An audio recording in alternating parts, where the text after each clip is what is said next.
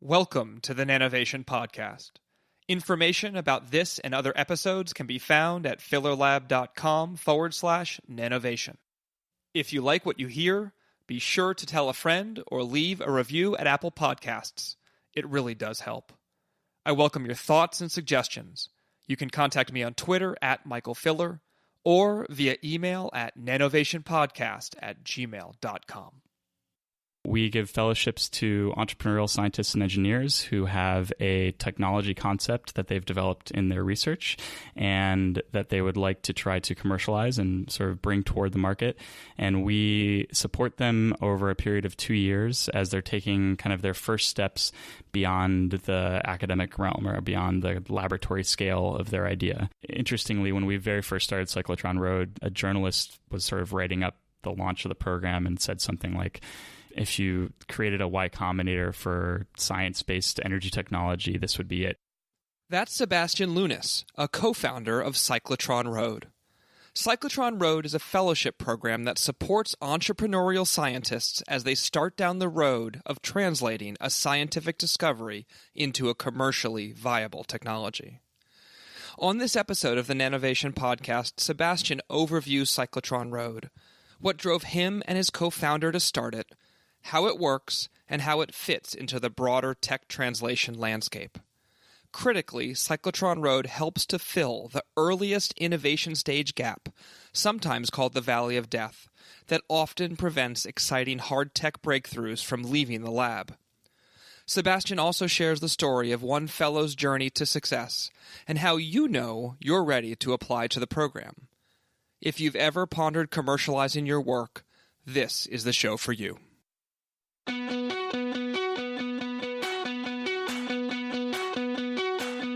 This is the Nanovation Podcast, an exploration of big innovations emerging from small things. I'm Mike Filler, your host and a professor at the Georgia Institute of Technology. Enjoy the show.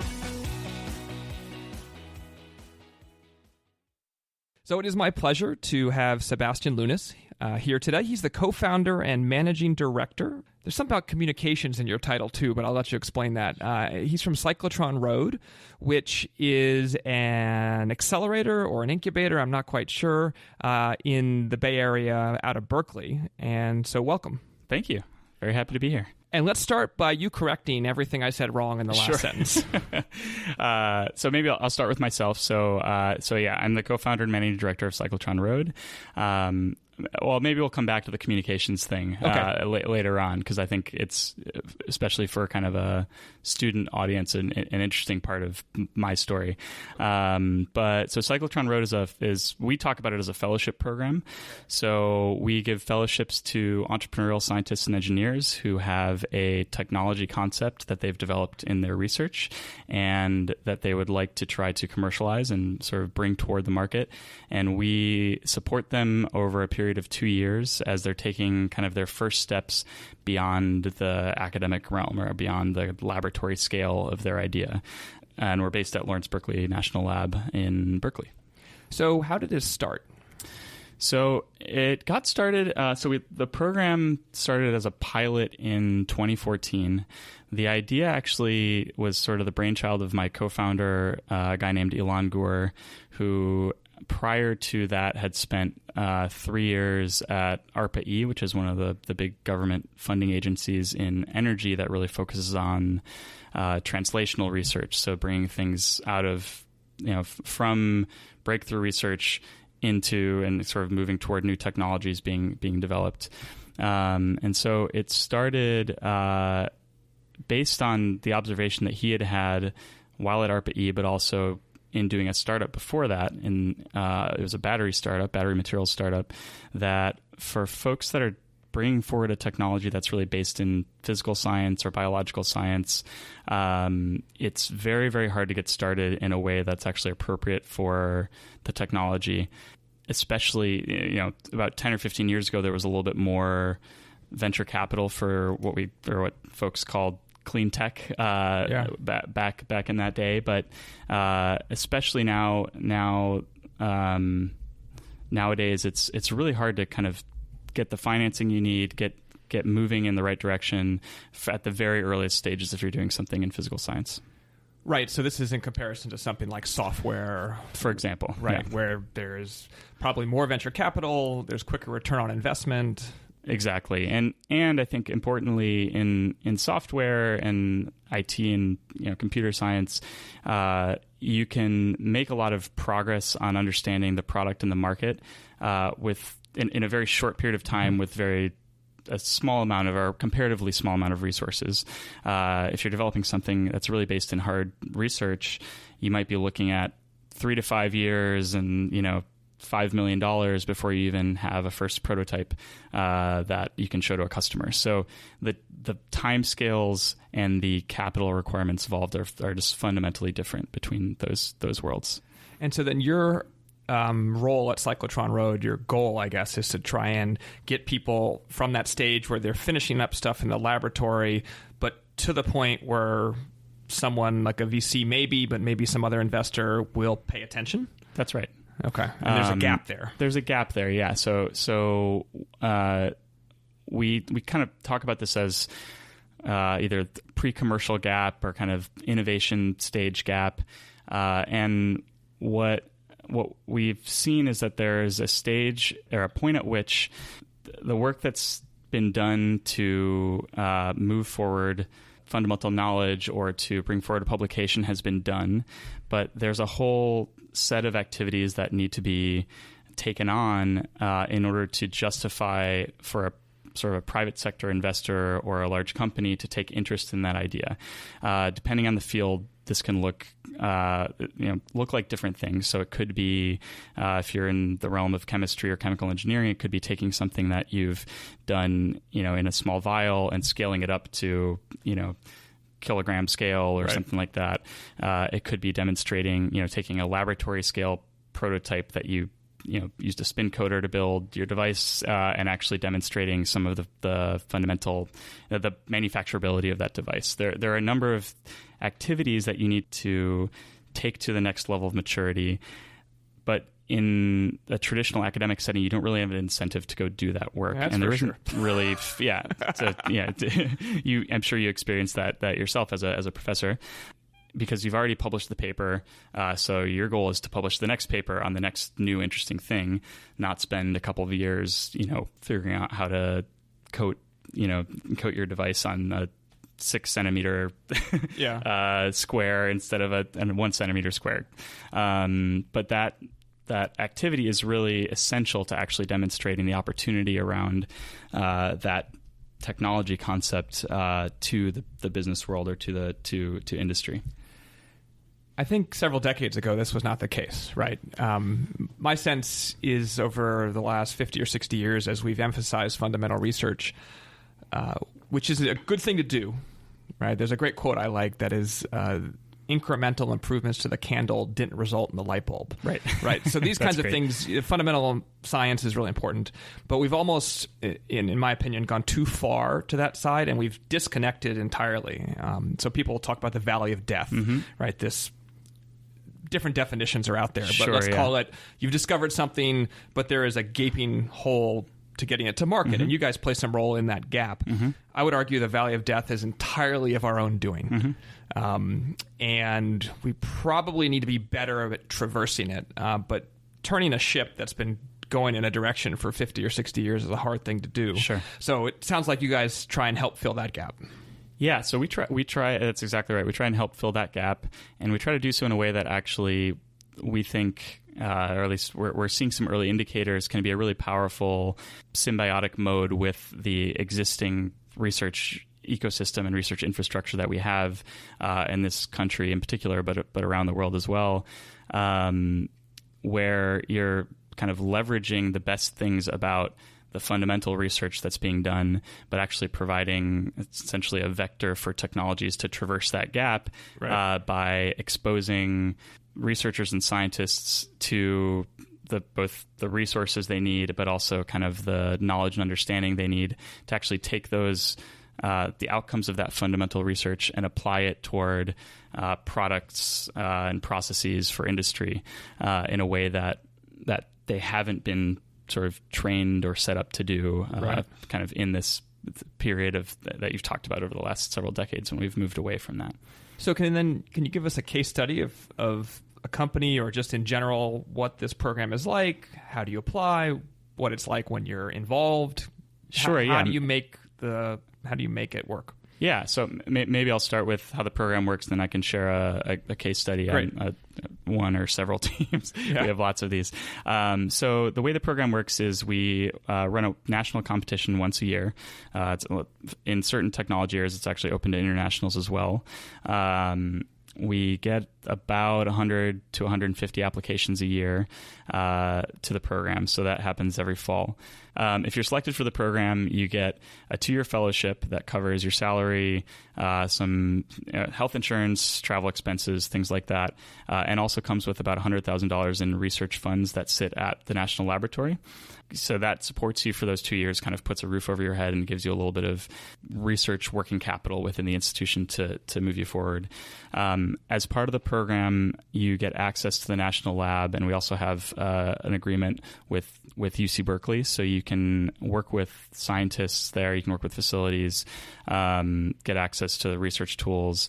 So real quick, when you say the lab, you mean Lawrence Berkeley National Lab? Correct. Okay. Yes. But generally speaking, the program comes with access to world-class research facilities.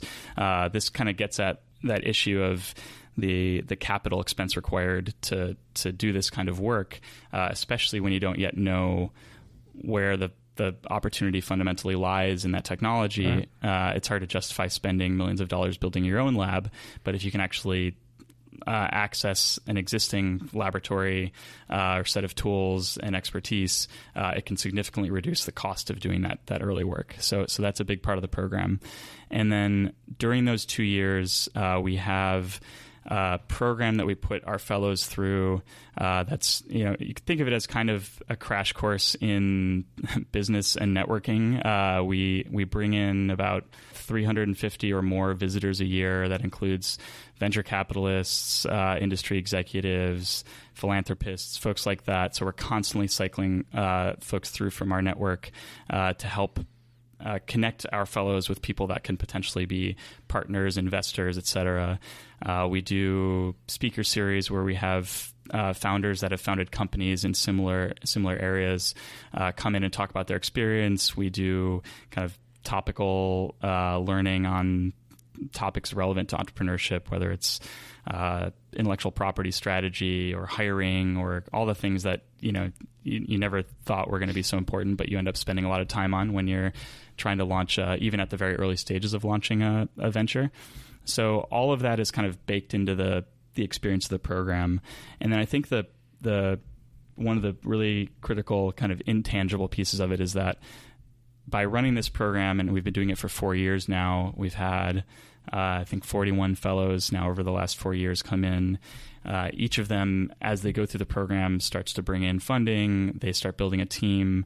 We now have a community of about 150 or so people that are kind of connected to all these projects that are happening in our program, all of whom are technical people with technical backgrounds who are working on trying to bring technology out to the market, so that both the knowledge exchange and just the camaraderie of that community, I think, is a big part of the experience of being in the program. One of the things people don't often realize from the outside is that entrepreneurship can actually be a very lonely process, which I think is one of many reasons that it's challenging. But actually having a community of other folks that are doing a very similar thing can be really valuable during those early days. It's like you turbo boost the network too, right? So the money is a piece of it, but in the end, the money you're providing is not that large. Right. But you are connecting people to impressive resources through other people. Yep. Yeah. So I think we can point to sort of the tangible things we provide in terms of funding and laboratory access, but I think we really believe the most valuable piece of being connected to the program is the network that we're able to connect you through.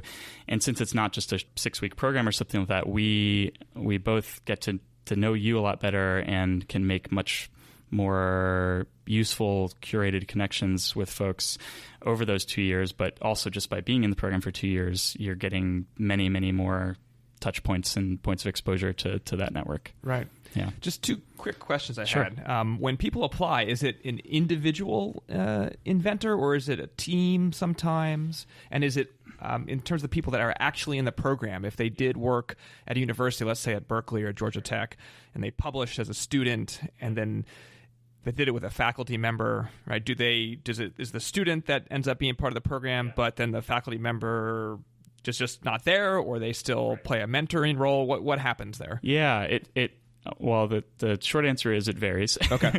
So to apply to the program, you can apply as an individual.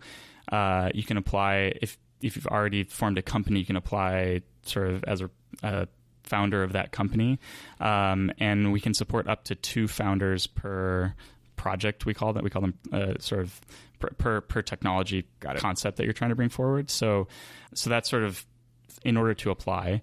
The way that people interact with their sort of home institutions or faculty advisors if they're coming out of a PhD or a postdoc varies depending on the situation. So in most cases, people apply having developed something at a university, or in some cases a national lab, but a lot of times at a university. So there's usually some process of licensing that IP from their university, and all different universities approach that in different ways. Right. Okay. So that is already one variable there, and then depending on how involved the faculty advisor wants to be, that's sort of a conversation that each individual applicant has to have with their faculty advisor. And we've seen it anything from someone who's very involved and is even considering taking a leave of absence to join the company for a short period of time, to completely, disconnected and disinterested in the startup. So it ranges across that spectrum. Okay. Yeah. So you made me think of something I saw relatively recently, and I couldn't believe I had not seen it yet. But it's Steve Blank's presentation on the secret history of Silicon Valley. Oh yeah, right. Have you seen that? I don't know if I've seen the presentation, but I've read. He has a whole blog series on his blog about it. Yeah, he has it's online, so you Yeah. can watch this, and it's for anyone who's interested in technology and particularly semiconductors, but just technology. It's a great 60 minutes of your time. Yeah. But he talks about one of the things that Fred Terman did at Stanford was with regard to IP. It was actually really before universities worried about IP, but he was like, just take what you want. Right. This is one of the ways the Valley kind of flourished, was Sure. not having IP barriers. Right. When stuff was developed at Stanford, Terman helped develop Stanford and the Bay Area by saying, just take it and do something good with it. Right. And today it's very different. Not the Silicon Valley per se, but just generally how universities view IP and the barriers, and that's a discussion probably for another time. Now that I think about it, it's a whole podcast. That's like 3 podcasts. There's a lot there to unpack. I'll mention that there's also, on the same topic, there's a great PBS documentary on the birth of Silicon Valley that I would highly, anyone who's interested in that topic. Do you remember what it's called? Oh man, I don't remember, but I could. Is this the post-war Valley or the pre, like the World War II Valley? Like, is it about semiconductors or is it about radio? Semiconductors. Okay. So it's sort of. I might have seen that. Yeah. It's also an interesting, 60 or 80 minutes of your life. Is it when one talks about the trader say leaving Shockley's lab? Yeah, that whole cool. story. Yeah, cool. Yep.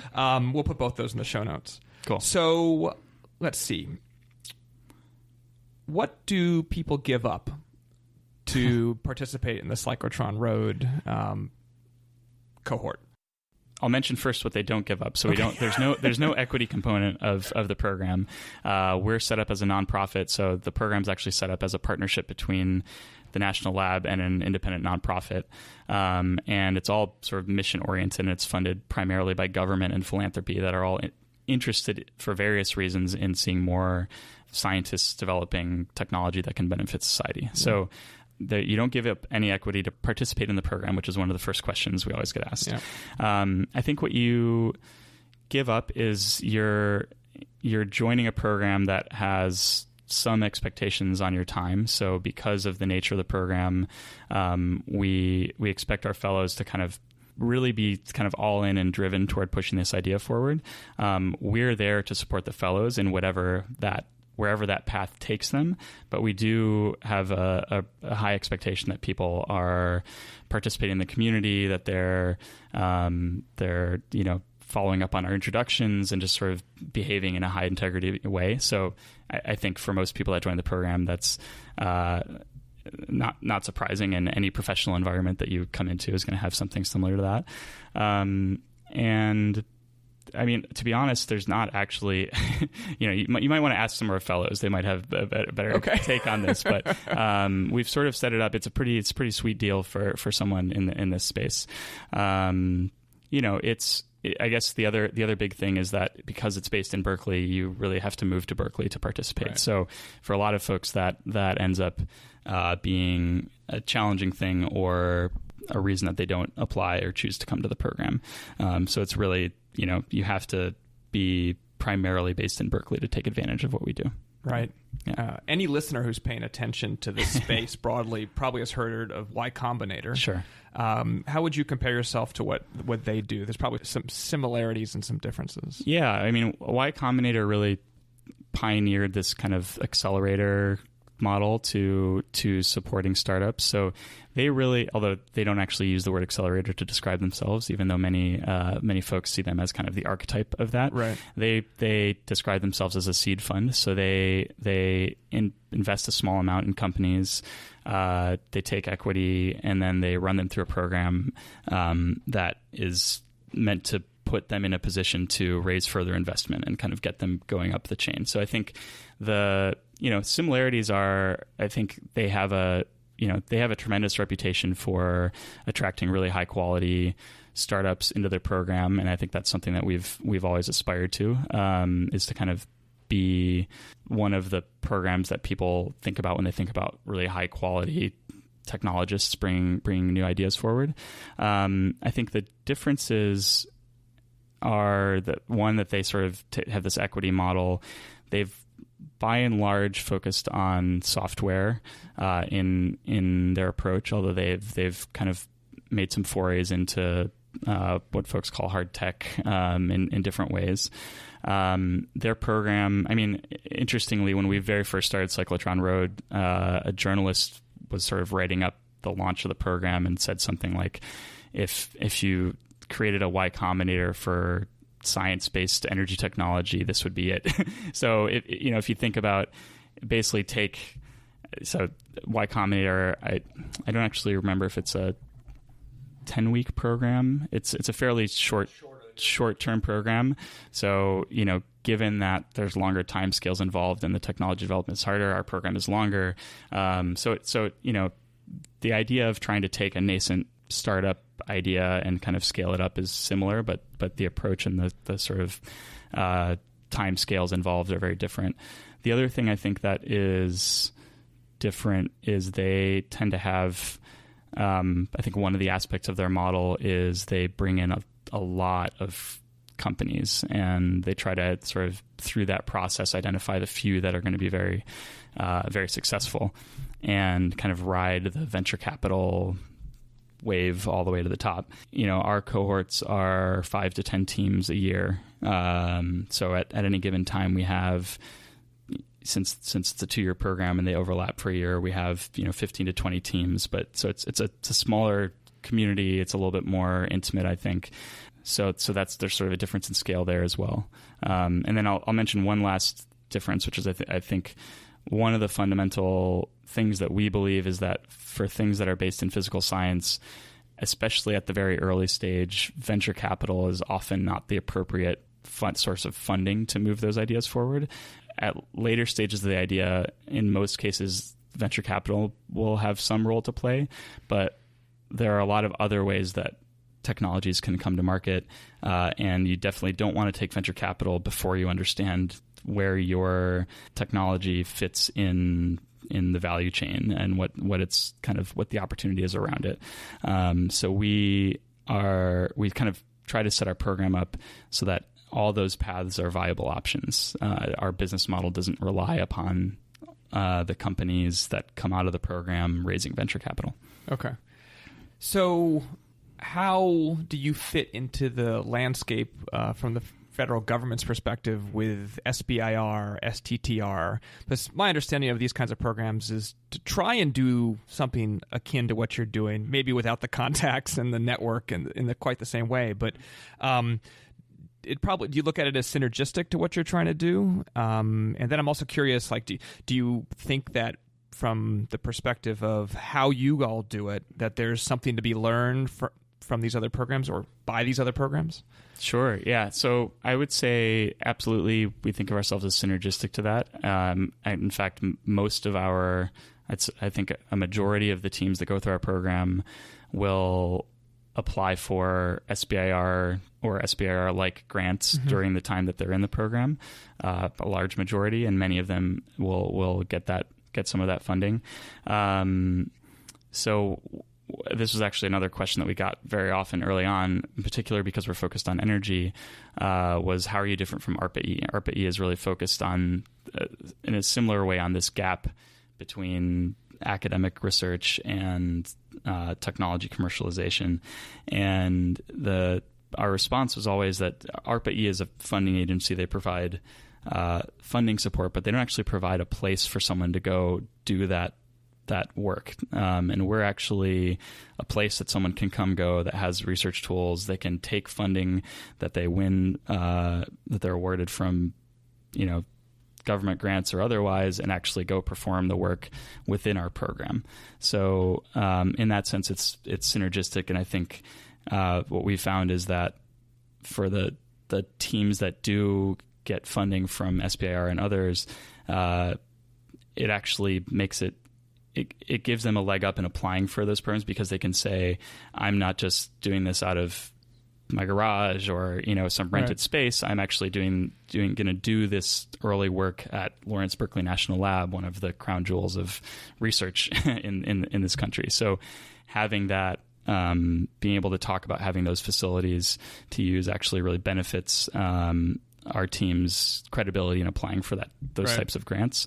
I think there's a tremendous amount, I think, to be learned from the experience of, because SBIR and ARPA-E are both kind of focused really on the same stage that we're talking about here. So, and in fact, the meeting I'm going to in DC in a couple of days is for the DOE SBIR meeting for all their awardees, where they get them together to talk about how, what it means to have an SBIR, I guess. So it's very much a community that we're interested in learning from. And there's a lot of experiences out there that are really relevant to what we're doing. So you guys have 5 to 10 projects per cohort. Correct. Do you get the sense that can scale at all to a larger number of, say 100 teams a year? So that is a really interesting question, and one that we think about a lot. I think the answer is yes, but there are a couple of different ways that we can see that playing out. One is I think we don't feel like we've fully reached kind of the capacity in Berkeley for what we do. We think there continues to be more interest in having these types of entrepreneurial projects coming into that ecosystem, but at some point there's a saturation point there. One of the things we've been thinking about a lot is could you replicate what we're doing within other regional ecosystems across the U.S. and around the world. I did hear a rumor that Oak Ridge is doing something like you guys. Yeah, so there's already, DOE about 2 years ago launched 2 programs that were kind of modeled after Cyclotron Road, one at Oak Ridge and one at Argonne National Lab. So the one at Oak Ridge is called Innovation Crossroads, and the one at Argonne National Lab is called Chain Reaction Innovations. And so those have both been up and running now for a year or two. But one of the things we're really interested in is, in fact, one of the reasons that I was interested to come visit Georgia Tech is to sort of learn about how different research ecosystems operate and where something like what we're doing could potentially fit into that in a synergistic way. And I think our hypothesis is that's the way that this can scale to a larger scale. And actually, in that way, you're not just getting people that want to move to Berkeley and be in the Bay Area, but actually tapping the tremendous people and resources in all these other research ecosystems that we have across the country. Right. Why don't you give us an example of what you would say is a successful project? Sure. Walk us through that a little bit, and I have some other questions for you. Yeah. There's so many different flavors of this this answer, but actually, since this is a podcast that's supposed to connect to nano somehow, right? If any of them have any kind of remote nanotech flavor, and if you've as people who listen to the podcast know, I'm very loose with that definition. Sure, yeah. That would be great. Okay, great. Yeah, and even in that realm, there's a few different ones to choose from. So I'll talk about one that's sort of a little bit more loosely connected, and if you want a more like straight up nano example, I can do that as well. So one of our fellows in our first cohort was a guy by the name of Raymond Whitekamp. So he had done a PhD at Caltech, working with Harry Atwater and Bob Grubbs. So in the polymer space, and had basically and sort of stumbled upon in the course of doing another experiment a reaction that no one thought should happen. So he basically discovered that these it's basically a waste product from a catalytic process. He was able to reactivate it. So he was able to reactivate this waste stream from a catalytic process related to lithography by shining light on it. So people are throwing away these waste products. He realized that if you shone light on it, all of a sudden the catalyst became active again, and you could do chemistry with this stuff again. And what was really interesting about that is you could basically take this catalyst and, using light, take it from a deactivated state to an active state, and you could functionalize the catalyst in all these different ways to do all kinds of different things. So you could make it really use it to make a really high strength polymer. Or you could functionalize it to be biocompatible, or fouling, the opposite, resist fouling, and all these different things. And this was, just to be clear, a catalyst for polymerization reactions. Yes. Okay. Right. So Bob Grubbs, who's won the Nobel Prize at Caltech, is famous for developing this class of catalysts, and this was one of those. One of those, and sort of a byproduct of one of those reactions. And so Ray basically discovered there's this catalyst that you can functionalize in all these different ways to do all these cool things, and it's only active if you shine light on it. That seems like it should be useful, but I don't really know what for, but was sort of savvy about it, and filed a few patents while he was a grad student, but really had no idea, first of all, personally, whether he wanted to be an entrepreneur or go be a professor. So he was kind of considering both of those paths, had sort of an entrepreneurial mindset to sort of started thinking about those ideas, but wasn't sure if he wanted to. Faculty, right? His dad is faculty at Caltech, and I think his mom maybe as well. So he was sort of he had something that he had developed, discovered in the lab, seemed like it could be useful. Filed some IP. Wasn't quite sure if entrepreneurship was for him or not, but kind of decided to give it a go. But had no idea what this product would be useful for. And so he came into our program back in 2015, and had, it was funny. We looked back at the end of the 2 years. We kind of play this game where we look back at the slides people presented when they very first started the program, just kind of as it's kind of a fun tradition. Yeah. And he had this slide where it was like in the middle of the slide in a circle was the chemical diagram of his catalyst, and then it was like had all these arrows going out to all these different potential applications. So it was using it to do very sort of to use light to pattern sort of nanoscale structures into these materials, using it as an etch mask, an HF, hydrofluoric acid resistant etch mask for semiconductors, using it for 3D printing. He had all these different ideas, and what he was able to do with the support of the program, and this is something that I think is often challenging for people coming out of an academic sphere, was we really pushed him to spend a lot of time thinking hard about the market side of each of those applications and trying to narrow down which one he really wanted to focus on. And so he spent the better part of the first year of his fellowship. He was doing some work in the lab, trying to continue to optimize the light sensitivity of these chemicals, but really he spent a lot of time thinking hard about, in each of these areas, where is the value? Would there be a customer who'd be willing to pay for something that could do this or that?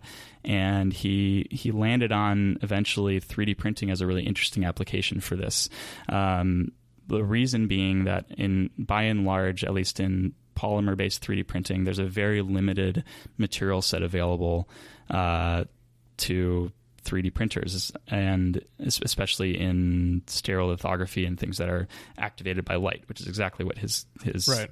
catalyst can do. So what he realized was that using this chemistry he had developed, they could actually create a 3D printer that could print parts with a variety of different properties based on how they functionalize this chemical. And so the market opportunity that he ended up really zeroing in on was that there was no existing material set that could produce both very tough and very heat-resistant parts from a 3D printer. So there were, things out there that were very, very, had a very high tensile strength, but as soon as you go above a certain temperature, they become floppy. Yeah. And kind of the inverse of that, there were things that were very temperature resistant, but they weren't really structurally very sound, or they were brittle, or there were other issues. Right. So he was able to, take this new material set, then having found that opportunity, really focus the research effort that he was putting in on optimizing the chemicals for the wavelengths that you have in 3D printers that are commercially available, creating parts and testing their strength and heat resistance in a way that to demonstrate the properties that a customer would actually want in that space. Right. He was able to raise some initial funding, build a team, et cetera, and sort of by the end of 2 years, he was at a point where he had raised sort of his first seed stage venture capital, so the very first private investment into this company.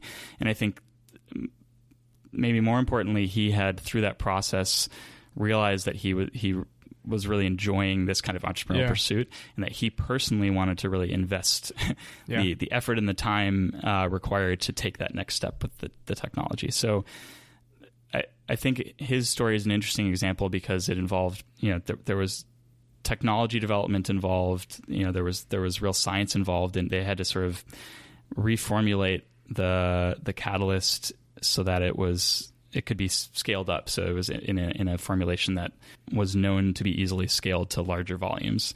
And they had not done that in the Grubbs lab. Exactly. They had not done that in the Grubbs lab, although Grubbs also has a company that has done that for other. Okay. But he had not done that work for his chemicals set as a grad student, and probably wouldn't have been appropriate to do that in the academic lab. So that happened, but he also spent a lot of time exploring the market opportunity and really went from a place where he had no idea which direction to go, and where the technology development would have been fundamentally different in each of those different directions, and was kind of looking for a path to a very clear sense of what the product and the market was that he was the product that he was trying to develop in the market that he was going to address with that, and a personal journey of, I wasn't sure if this was for me, and now he's sort of full in. He's, CEO of this company, has a team of 8 or 10 people, mostly scientists and engineers working under him. And I think just to kind of tie it back to some of the original themes, one of the things that, and to kind of some of your comments earlier about historically, the way things worked, he's 31 years old and he's running a company. He's raised kind of the type of grant funding that a PI at a research institution or a professor would raise. So he's gotten to that point of agency in his career at a much younger age than one would on a typical academic track. So that's, I think, one of the really interesting aspects of this is we're kind of empowering people to do that at, when they're in their late 20s, early 30s, et cetera. I was going to say that I think a lot of being a faculty member is entrepreneurial. Applied in a different way, but so it's not surprising to me that he would have found entrepreneurship on the company side, on the industry or company side of things, interesting. Sure. I think you probably would have found being academic interesting too. I think I would have as well. Yeah.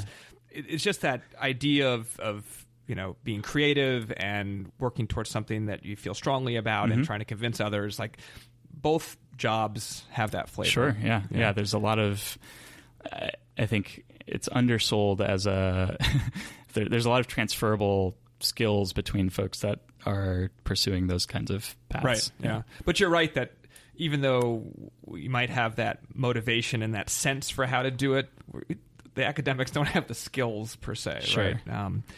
That's where you guys come in.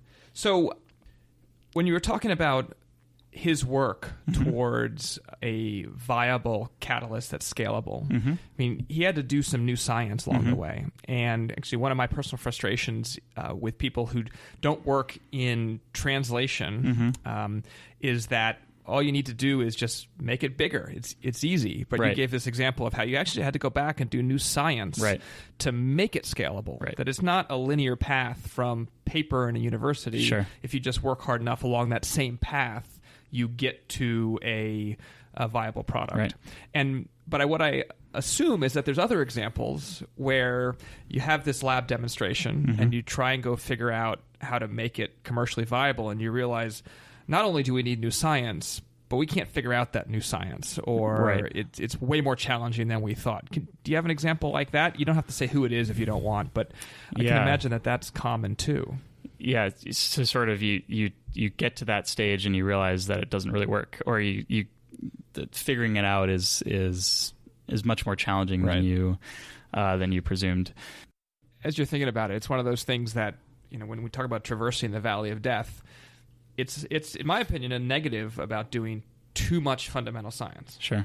Right? If we had a little bit more of a connection to commercialization in academia and not this kind of skull and crossbones about it, we would do more of that stuff in the lab. If something looks promising, there would be a bit more incentive and opportunity to do a little bit more of that science to direct it towards commercialization after an initial fundamental discovery. Right.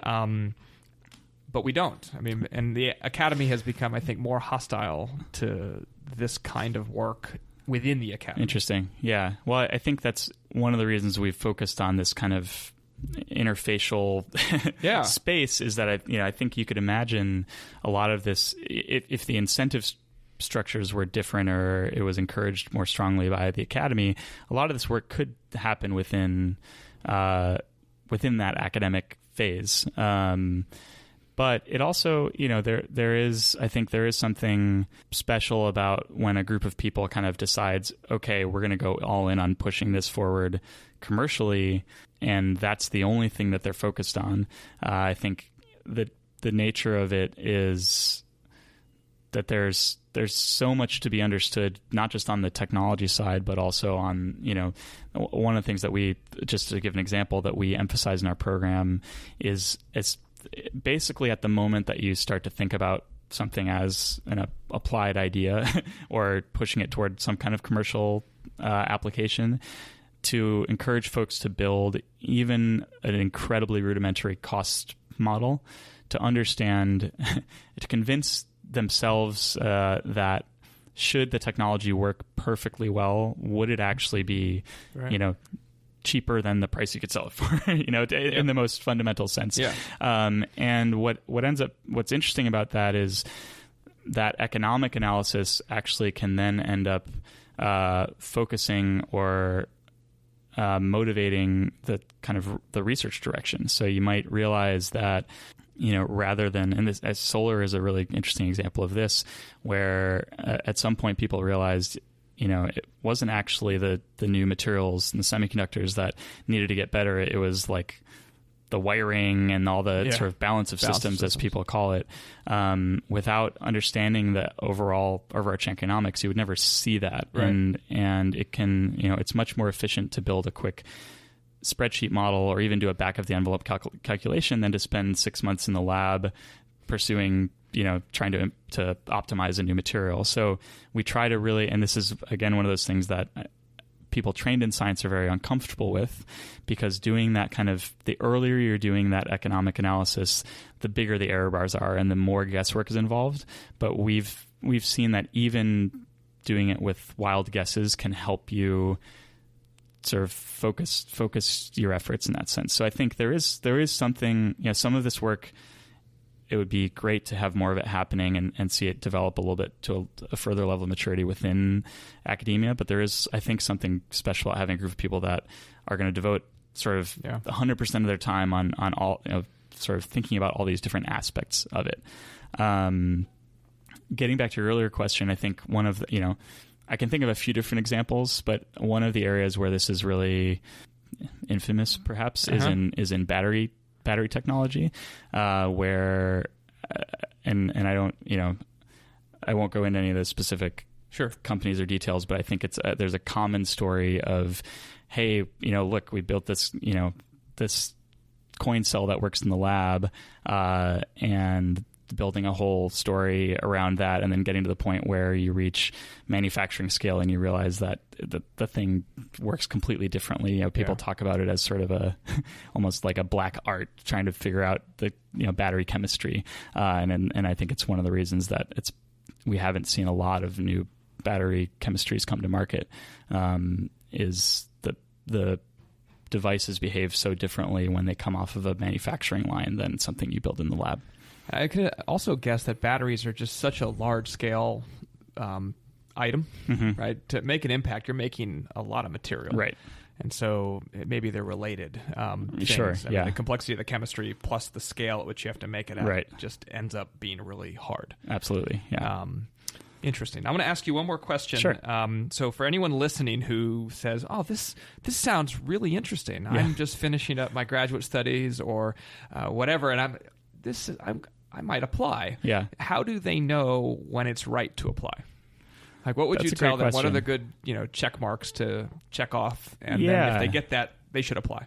Yeah. So I think I'll answer in a couple of different ways. I think the program is designed for someone who feels like they're ready to dive into this head first, and it's a full-time, more than full-time commitment to come and try to push a technology forward. So I would say if you feel like that sounds exciting to you, like that's a good first check. It's not sort of, you're going to do this and you're going to also be pursuing some other research on the side. The idea is for this to be an all-in kind of experience. We generally, I think the sweet spot for the program is when there's some proof of concept that's come out of an academic setting. It's not a formal requirement for the program, but it helps us understand the technical feasibility of the idea. So usually, that can look like a couple different things, but it's usually something that's been published. Sometimes there's maybe a laboratory. If it's a device, there's some sort of first lab scale prototype or that kind of thing. And we like to see folks that have thought a little bit about the economics of the idea, even at a very basic level, that have thought about where it's most likely to fail, if where the idea sort of comes apart when you think about it moving toward a commercial product. We definitely don't need to have had business experience or anything like that necessarily, but we like to see people that have gotten interested enough in this pursuit that they've spent a little bit of time thinking about that. And in some cases, folks have even sort of taken entrepreneurship classes or done the NSF I-Corps program or something like that. Again, not required, but most people that are competitive applicants to the program have started to think about it already in that sense. But that's also not always the case. And a lot of times we find people haven't thought about entrepreneurship as a quote unquote career path for themselves, even though they sort of would check all the boxes of the qualities that would make a great entrepreneur. To your point earlier on, faculty, going for a faculty position involves a lot of entrepreneurial traits. So those are a few of the things that I would think about. And on the flip side, if the idea is already far enough along that it's sort of the path is generally set. So if you've raised a significant amount of venture capital or other funding, if you have a large team, a lot of folks apply having a small team, but if you're kind of on your way already, the thing that we're trying to understand when people apply, other than understanding their background and their sort of attributes as an individual, is how transformative will our support be to that person's trajectory and the viability of that technology idea in the marketplace. Right. So that's kind of a relative judgment, but we're trying to, when you look across the types of support that we provide, the laboratory access, the funding, the mentorship, all those things, how big of a delta is that going to be for that person to be successful? Right. So that's a little bit more of a vague answer, but no, but that's really good. I think it bounds the problem a little bit. Okay, and one thing I do really badly on the podcast is come back to things that were talked about earlier. So I want to do that, and then we'll wrap up. Great. We talked about, in like a fraction of a second, your role in communications. Sure, I bumbled the introduction. Yeah. So talk about that for a second. What do you do in that regard? Yeah. As Cyclotron Road? So a lot of what I focus on for our organization is broadly what I'd call strategic communications for the organization, which is, and I was telling someone else about this morning. I think, broadly speaking, in any business, one of the ways you can characterize the goal is to convince people who are your customer, in the case of a business, but in general, convince people to spend their limited time and their limited resources on you rather than something else. So in our case, we're a young organization. We've been very fortunate to have great sponsors for what we're doing, but we're still early enough in the life of the organization that a big part of what we're still doing is trying to convince people that this is something important, that it should be scaled, that it should be funded, that it fits in with the things that they care about. And so a lot of my role is to think about both kind of at a very high level in terms of the words and images that we use to talk about and convey what we do, and more directly how we actually reach the people that, whether it's funders in government or philanthropists or potential applicants for the program, how do we actually reach those people and motivate them to get engaged with what we're doing? So that can look like a lot of different things. It could be, building our website, in adjusting the words we use there. It's running events. It's developing materials and handouts and things like that.